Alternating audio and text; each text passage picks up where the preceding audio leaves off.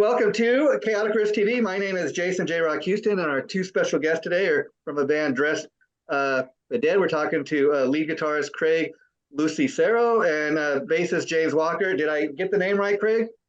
Well, hardly anyone ever does. It's Locicero. Oh, Locicero. Okay. And of course, everybody knows Craig from the band Forbidden, which you and I were kind of briefly talking about before we went online just now, that you're getting the band back together, and you have a new lead singer, Norman Skinner, and you guys are going out, which is when your publicist, Michael Brandville, sent me the press release on the band, I was going, oh, wow, he's got this other band too. So how long has Dress the Dead been together? Shoot, man. This version of the band started in 2017. It was, a little 2000, close to 2018. And we had Peter Dolving from The Haunted first, but he only lasted a few months, and then it took us like 9 months to find a singer, and she found us. So that was kind of the beginning of this. And then we had everything rolling, and we were about to do a lot of things. Then COVID came and just completely, like, if you're not already established band, it was a rough time, because you're like, okay, there goes all your plans, you know.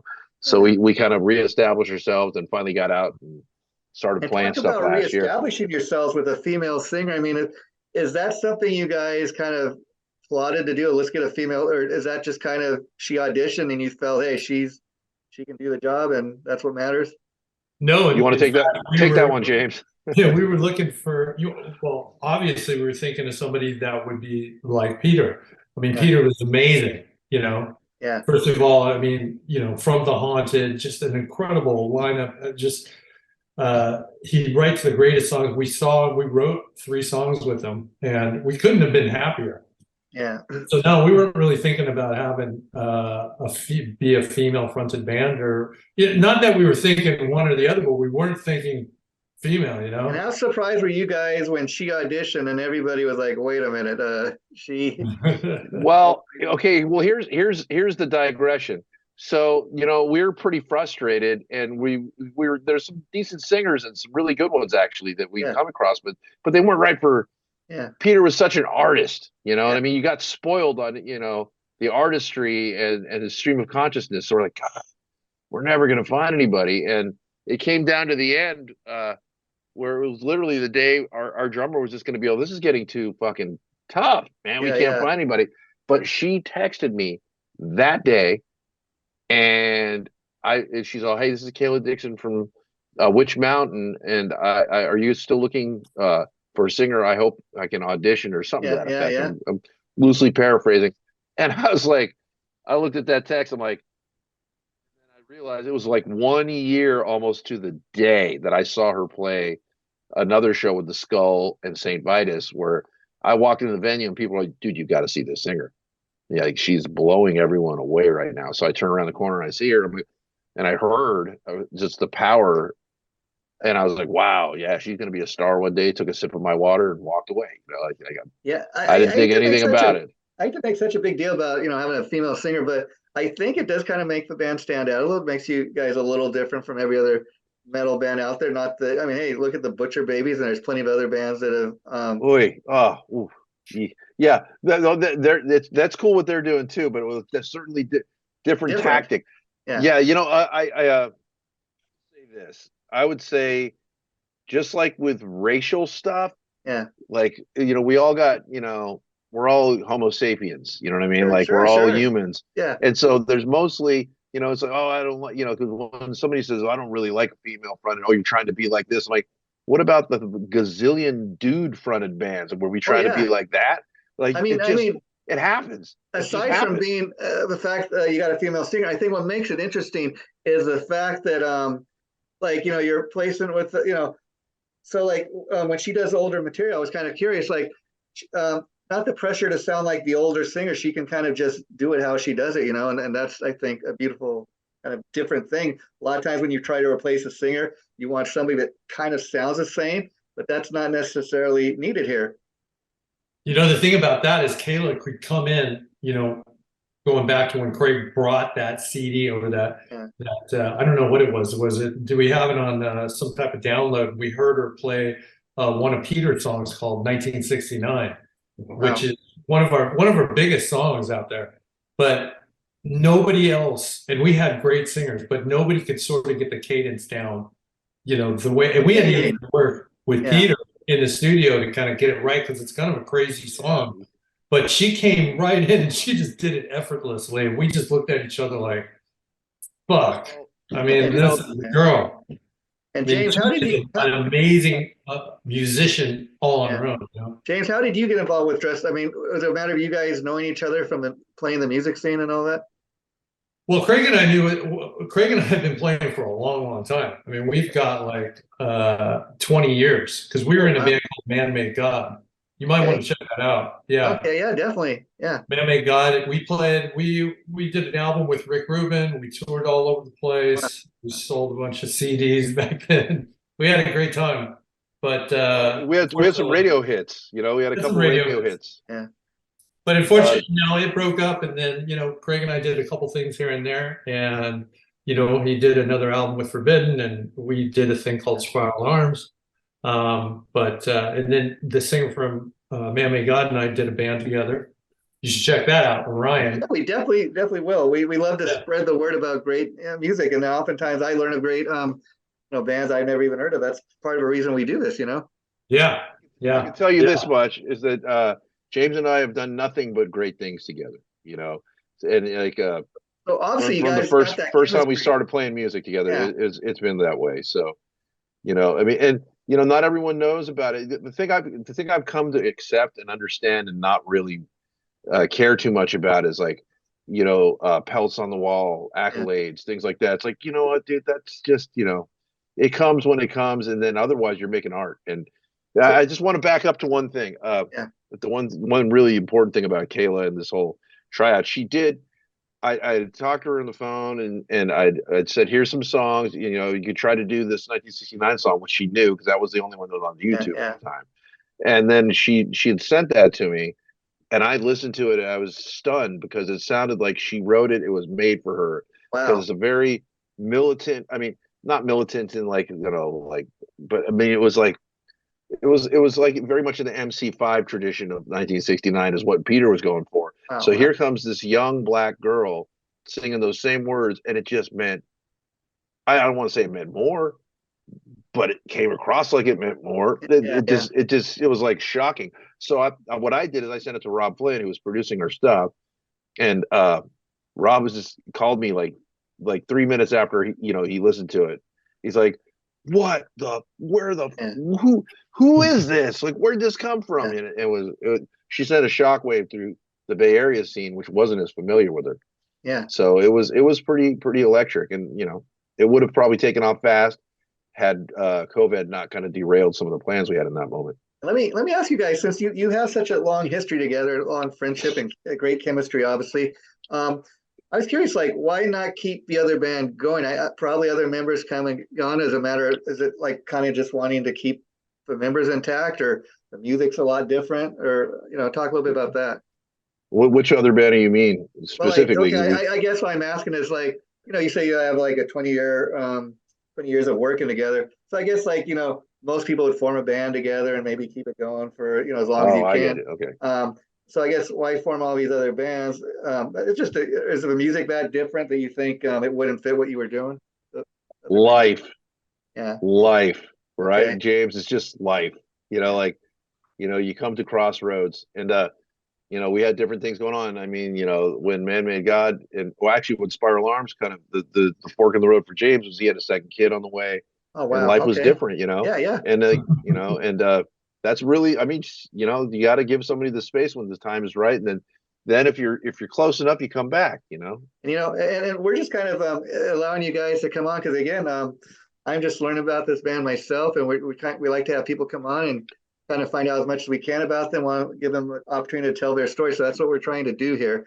And but the thing I really enjoyed about Dress the Dead, again, I'm kind of just learning about the band, but I guess it makes sense, Craig. Like, if you're going to do another band, you don't need it to sound just like Forbidden. I mean, that's why you're in Forbidden. You want it to sound somewhat different. And what I dig about Dress the Dead is I think it's very hard to pigeonhole what you guys are, because if you listen to each song on the EP, it sounds quite a bit different. And there's elements of modern rock, there's elements of alternative metal, a little bit of everything. And I think if anybody tries to pigeonhole you guys, they're going to have trouble. Good. Yeah. That's great. That's a great. Listen, thank you for the compliment. Yeah, that's a huge compliment to me, and to James and to everyone in the band, because I mean, ultimately, when I started this mission, because it was coming out of Spiral Arms. I was coming out of a situation at that time with that band where they were pigeonholing themselves into a little bit of a niche of the stoner rock thing, and I was like, I'm not here. This is not. It was great. I mean, it was actually amazing music and everything was cool as shit, but it just wasn't like speaking to me, to my whole existence. And I felt like, well, shit, I did, thrash metal for years. I played really like, Bad Company, like type of rock with Dress the Dead and, Bad Company, Soundgarden. I've done all these things, and Spiral Arms had all this. I was like, why can't I do all of it? Why can't who's telling me that it's not possible to mix confluence all of these things, but to make it like, I mean, the songs are different, but there's a common thread, man. It doesn't sound like anyone else. The biggest thread we have going for us, and the biggest thing the greatest thing about this band, and there's times we had to remind ourselves, like, hey, we're doing this because we don't want to sound like anybody else. We want to sound like ourselves. I mean, you got elements of stuff I hear, but it doesn't really sound like anybody else, and I think that's why the songwriting is so strong. I mean, just one of the tracks, I Want to Know You. I mean, to me, this is what I wrote down. But I love the haunting, epic melody of the song. I mean, it sounds like an epic song. That's just the best way I can kind of describe it, and people kind of have to hear it to know what I'm talking about. But it sounds so huge, and the melody just, oh wow. Yeah, she did. She really outdid herself on that one. And I always tell Kayla, because she's so brilliant. I mean, she really is. She's only 27 years old now. Wow, I mean, she was 25, so 20, she was 22 when we got started, right? So, but I always tell her, I'm like, you play chess, and people also like checkers. Like, she's so smart and so like sometimes. So that one, I feel like she boiled it down a little bit more to checkers for people, like she really, really hit it out of the park with that one. I mean, forget about her being a female singer. I mean, I think the fact that you guys are a little older, she kind of brings that young element into the band, a younger person's perspective. So you got different perspectives, as far as people writing this stuff. Yeah, for sure. Yeah, we're like family to her. What I mean? Like we're like her older brothers. There you go. And the other song, I think my favorite, I gotta say, is Ticket to the Brawl. I mean, I just love the title. I mean, I don't know, it's just a great song. Yeah, that's a fun song. It moves around a lot, and it's tricky to play. It's quite fast. It's funny you say that, because James, this is what I wrote down. To me, it's got like a modern alternative, trippy rock sound with a metal edge. That's like Craig was saying, we always worked hard. I mean, we never wanted to be worried or too fit in one area. Obviously it's got a metal sound to it. It's got a lot of metal. Yeah. It's classified as metal if you go search for it. But we definitely bring all the things that we love. We're not scared to bring anything. What's funny is I wrote the same word down as you. To me, it had like a trippy vibe. It does. It gets a little ethereal, that's into the ether. Like, there's some things about, and I will say this too, that Mikey, or the guitar player, he really plays off of what I do. Like, I lay more of a spine, and then I'll do solos and stuff, but I'm more of the spine, and then he's very ethereal, however you want to put it, and colorful. And it's a really great combination when you have that with the great rhythm section that we have with James and Mark, and Kayla's soaring on the. I feel like that song is the best example of like three-dimensional chess that we have. There's so many things interlocking underneath her, and then she's interlocking these other things on top, and it's a challenge for some people to listen to it, like to get into really fully, Take it to the Brawl. I mean, just the title, and it's like I could see like starting the show, kick off the show, get everybody kind of going, and or even like I could see it being in a movie or something where going to get a fight scene or something, and get the Yeah, well, crowd. she didn't have a title for that song. She just that line was in there, Yeah, yeah, and it was like one of the first lines in the song. I'm all, that's the title. I'm yeah. like, that's one of the things I'll do is I'll not 90% of the time it'll either start with the title we kind of screw around with, and it'll eventually merge Because into I'll be something. But honest, she works with titles. when I was checking out the when I seen the title of the song before I even heard it, I'm like, man, that's that title that I got to just hear it just based on the title, and yeah, I think it's maybe my favorite track. The one track Cool. that kind of reminds me of somebody else, like Thinking of the Ether, to me that's kind of got an Alice in Chains kind of Sabbathy vibe. I Yeah. love that. I love that. There's no problem with that. Yeah, We lean into anything we feel like doing, but trust me when I tell you this, and I mean this, and I'm sure James will back me up. We lean into whatever we feel like doing without any conscious effort to sound like anybody. So if there's something like here and there, that's great, man. But your we don't influence is spend. probably coming out. I would imagine, but see, that's the thing. In listening to VP, I kind of got that vibe where you're saying, Craig, that I picture you guys being in the recording studio, recording these songs, and not having any said box, like maybe like with Forbidden, you might have that attitude of, oh, the fans expect a certain thing from Forbidden because we're established, but you guys are kind of creating your sound, and there's no said box. I could see this band being in the studio and kind of just, hey, let's just try this song, see how it comes out, and whatever comes out, that's us. That's definitely how we write. Yeah.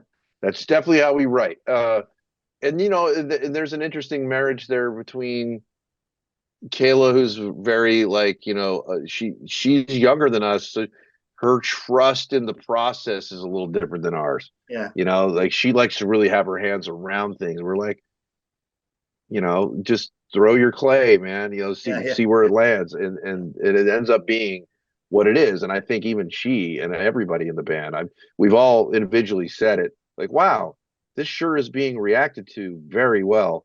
Yeah. I kind of expected it, but you never know.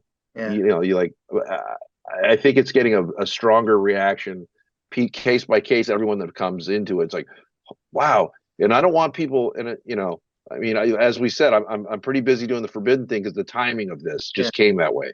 Yeah. But I don't want people to think that we're not going to come back and kindle this. You know what I mean? There's going to be a time where like it's going to make perfect sense, and I'll have more. It'll be more helpful because there'll be more attention paid to what we're doing. You know what I mean? So I think it's actually good. The timing might be better once brains wrap themselves around these songs for like a year or so. Yeah. So would it be fair to say this is kind of a teaser in the sense that while you're busy with Forbidden, fans kind of check this out, and maybe by the time you guys are ready to tour, you put out a full length, and you got even more tunes to play now.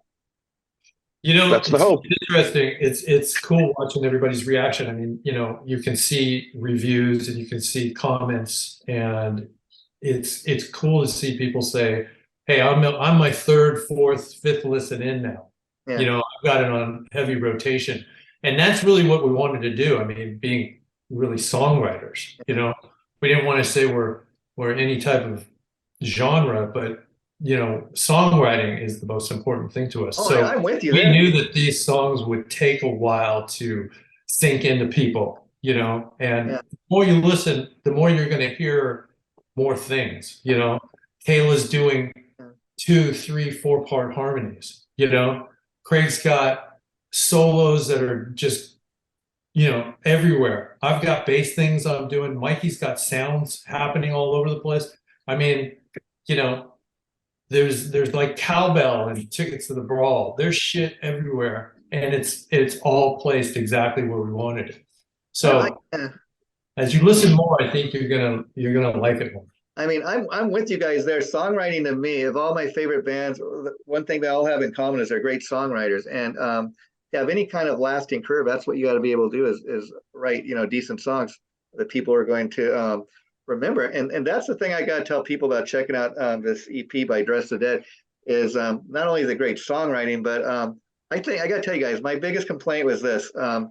I wish it was a full length only because I got done with these 5 songs. I'm like, I want more, but you know what? Until then, this will hold me over, We can always go back into the iTunes or Spotify where we got another 8 songs in there for you.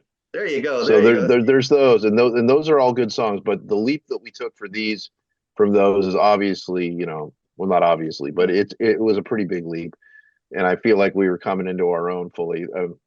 Painless Injection is another Yeah. song that's really a lot of people are telling me that's their favorite song now. Yeah. A lot of like, dude, that I've heard that a lot, and I was like, yeah, but it was out for a few months. Yeah. There's an alternate version. They didn't pay attention, and then with the EP, they're Yeah. like, oh my god, this song. I'm like, okay, well now it's included in an EP. So And sometimes that's what it takes, right? It's gonna be funny, Craig. I bet you're gonna have a certain percentage of people that are just discovering you through Dress the Dead that know nothing about Forbidden, and then they will go and check out those Forbidden albums, and then probably the diehard Forbidden fans are going, "Oh, you doing this? Okay, yeah, we're going to check this out." So it's kind of interesting that people are going to find out about Forbidden maybe through this, Yeah, I'm good. I'm good either way. I mean, Forbidden is like a very established cult band to me. Yeah, It grew as a cult over the years. Yeah. And right now there's a great demand for it. It's just the timing's right for that too. But what was it I'm like proud to of. be part of that I big just Bay want Area to thrash say. scene? Yeah, Well, I was very young when I started. I was 15 when we started that band. But I just want to say I'm very proud of the diversity all around of the entire eclectic musical decisions and career, the people I played with. Yeah. Like a lot of my peers can't do that, tried to do that, got frustrated, backed away, only went back to thrash because that's all they know how to really do. And I say, fuck it, man. I throw caution to the wind, and I just want to do whatever makes me feel good with the people that I want to do it with. And that's not for everybody. It's easier said than done. A lot of people just live in paralyzing fear of failing at one thing, and but I was good over here, so I got to go do that. With this Forbidden thing, it's the last thing on my mind. I mean, I'm sure Craig, coming from the Bay Area yourself, but I mean, look at all the different music that's come out of there. I mean, everything. I mean, you go back to '60s, everything from Jefferson Starship, the Grateful Dead. I knew you were going to use that example. That's a great example right there. Creedence. I mean, all those Woodstock bands, but and then they have the thrash scene. I mean, that shows you that that place is just loaded with talent. We had Santana and Blue Cheer, Eddie Money, Montrose, Montrose. Like, the Bay Area is like is rich in bands that that were trendsetters and etched their own path, and then everyone followed, right? Yeah. So that's what we have a lot going for us in that way. You can feel it in the band rooms. When we go, Soundwave Studios, or we go to different places that we record, different recording studios and different jam places. You can feel that eclectic. You can feel all those different, the funk era, the thrash era, the classic rock era, the hippie era. You can feel all of that, and it's kind of a trip to walk past that and those stickers and the writings on the walls and whatnot, and to feel it. You actually do feel it, and then it does give that feeling like, fuck, I can do whatever I want. Yeah, and this Dress the Dead, I think, is cool because it shows people that not only are you guys talented at what you do, but that they know you from these other bands, but hey, we can do other stuff too, like Craig was saying, and I think guys that can write different types of music, play different types of music, you're going to have a longer lasting career than somebody that just is a one-trick pony. Yeah, right on. Yeah. You're looking at two long-lasting careers right here. Both James and I have been at it for a while, and we're respected in our elements. Yeah. I hear that, and that's why it's got to be a great feeling, that you guys can also do this and be successful with it. Yeah, it feels good. Fun. We just we went to Europe last year. Wow. Played like 3 shows, and they go crazy out there, and we got a lot of great fans out there. It was a lot of fun. It was neat to see a whole different country kind of get it too.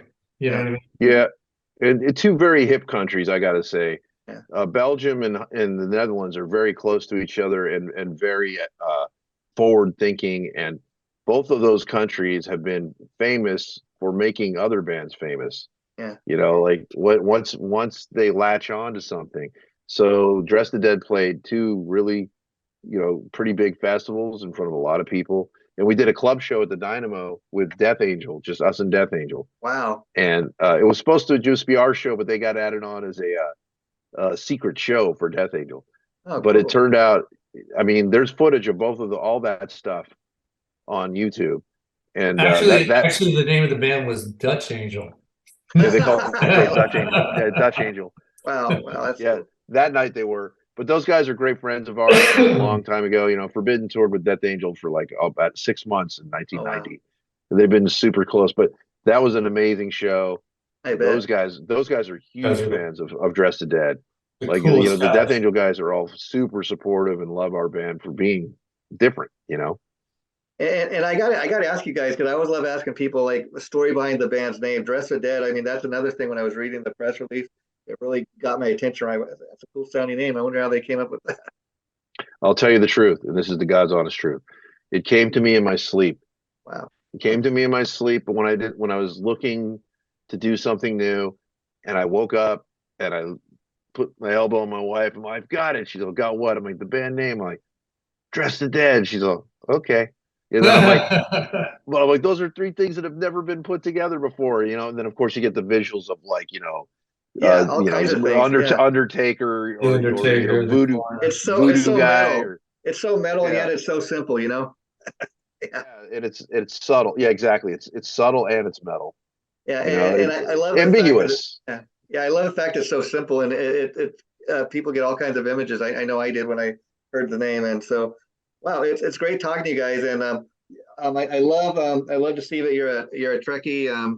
I love the T-shirt, Craig. Are you anything like Spock? Are you the logical one, the organized one, and I'm very logical, but I'm also very emotional. So there you go. I'm like Spock's human side. There you go. Yeah. And so he's like Spock. He's like Spock without the ears. There you go. So James, as far as bass players, who were your heroes growing up? The guys that did it for you? I mean, John Entwistle. I mean, yeah, big time. I'm still, going back and really, because it was so rock and just off the wall. He sounded like he didn't give a fuck. Yeah. Like the original punk rocker in a way. Yeah, he didn't give any fucks, but I just got to say, James is like that in that he's constantly moving the melodies around and writing, playing his own song the way Entwistle did. Entwistle, if you pulled those tracks out, he was the glue, like doing his own song over here to the fucking wackiness of Moon, and then the strumming rhythmic shit that was going on. So it's like there were 3 different songs happening all the time, and then the vocals. And so we're similar in that way. This guy is lead bass player. Yeah. I do feel similar to that way that it feels like, rocket ships taking off sometimes, and you're just hanging on, and it's fucking fun. These songs are a lot of fun to play. Sure. And I wrote some bass lines. When you're up against the riff master, fucking Craig Locicero, I mean, here's a powerhouse, guitar player, and I had to find a way to be heard. So it's been a lot of fun, and Craig's always been, really great to work with, and knows that I'm going to find the bass line that I want. So, oftentimes eventually they'll always get there. Yeah, eventually, after searching, except for Spock. Spock, Star Trek 3. James, the bass player is often overlooked and thought of, as that guy, he's a failed guitar player. But so often, look at some of the greatest bass players. You got Geddy Lee of Rush, you got Steve Harris, Iron Maiden, Geezer Butler. Even Geezer, look at him. I mean, he, besides being a great bass player, he wrote all those lyrics on the Ozzy albums, Oh, fuck yes. I mean, I love all those guys. I mean, I don't give a fuck. I don't care.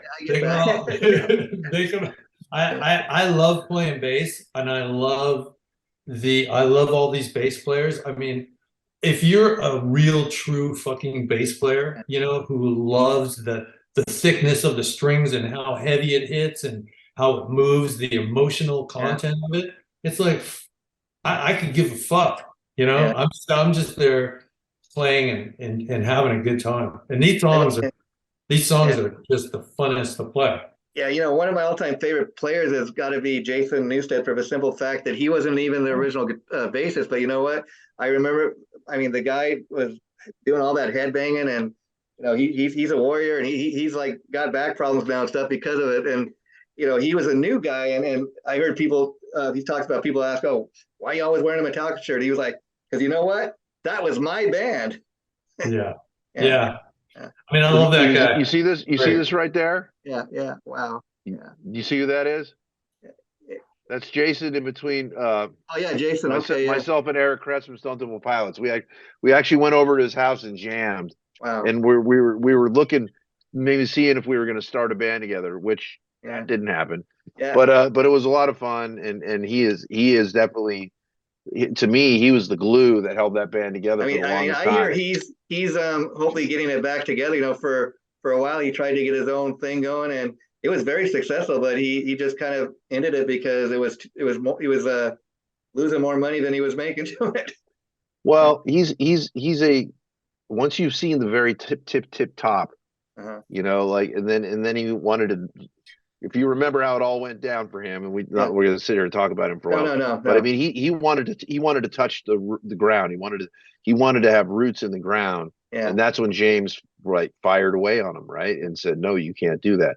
So he's a bit damaged, from all of that pulling and pushing, and that's the one thing about him. He's complex. He's like, does he want to do it? Does he not? He'll figure it out. He's a great talent. Great talent. Yeah, no doubt. I mean, people definitely want him back. So at least they're all kind of talking, and that's good. So we can end it on that note. But it was great getting a chance to talk to you guys. Before we wrap it up, Craig, let me ask you, who are some of your favorite riff masters? Well, I mean, Iommi is like, of course, the ultimate guy. Yeah. I got a bunch, man. The complexity and involved genius that Dave Mustaine used to have, and what he rolled with for those first few Megadeth albums really stands there.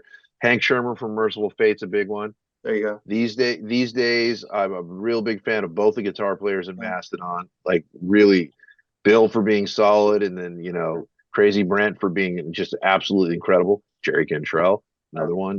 So, I mean, I got a million. Probably my favorite, and we'll just end with this. My favorite living, breathing guitar player today is Johnny Greenwood from Radiohead. Wow. I feel like he's the most expressive, and he can play the most instruments, and he can unleash a fucking fury, or he could just play the slightest little, most delicate, beautiful thing. So I'm a fan of that. Now let me ask you, Craig, as a lead riff master, like when you write a song, how important is it for you to write, get that riff, like, that you have to have in every song, you ever try to get that lick, like a Smoke on the Water, or even like Enter Sandman, where the minute they hear the riff, they know the song before they even hear the lyric. That I think even with those guys, that's something you just stumble upon by accident. I don't really think that's something. And if you do try too hard to hit that mark, you're gonna be contrived. I think that it just comes out naturally when you have something like that. And I'll tell you, I prefer. I'm more of a rhythm guitar player in that way, in my whole mentality. I would rather write the great riffs and songs than worry about squeezing a bunch of notes in. It's just never been my. James had to talk about Enter Sandman. He's like, everybody knows that song. That's the riff that pays. But man, we got to kind of play it. But we were so sick of it. And I was even laughing when I heard Richie Blackmore talk about Smoke on Water. He's like, everybody says it's their favorite song. It's not my favorite song, but okay. Yeah. Well, and they're both great. Well, we got to give Kirk Hammett credit for, he actually wrote the riff for Enter Sandman. He doesn't write many riffs for Metallica, but that's one of the ones that he did write. And man, and everyone that plays Smoke on the Water plays it wrong. The only guy that plays it right is Richie Blackmore. It's a finger picking thing. It's a whole different way of playing it. It's not what they hear. Everyone just straight plays it. It's like, that ain't how it goes. Craig and James, I want to thank you guys for coming on today. It was a blast getting to know you. And let's keep in touch, and I'd love to have you back. Anytime. So good luck with the EP, and I'm glad you got a new fan of me. I think it's great stuff. Thank you, thank you, man. That was super cool, Jay. I had a really good time too. So let's keep in touch, and we'll do it again, I promise. And this interview we just did, I think it should go up sometime next week. So I'll let Michael know, and you guys feel free to share it on any of your sites if you like. All right, I'll definitely do that. Thanks Have for a great weekend. Have a great weekend, man.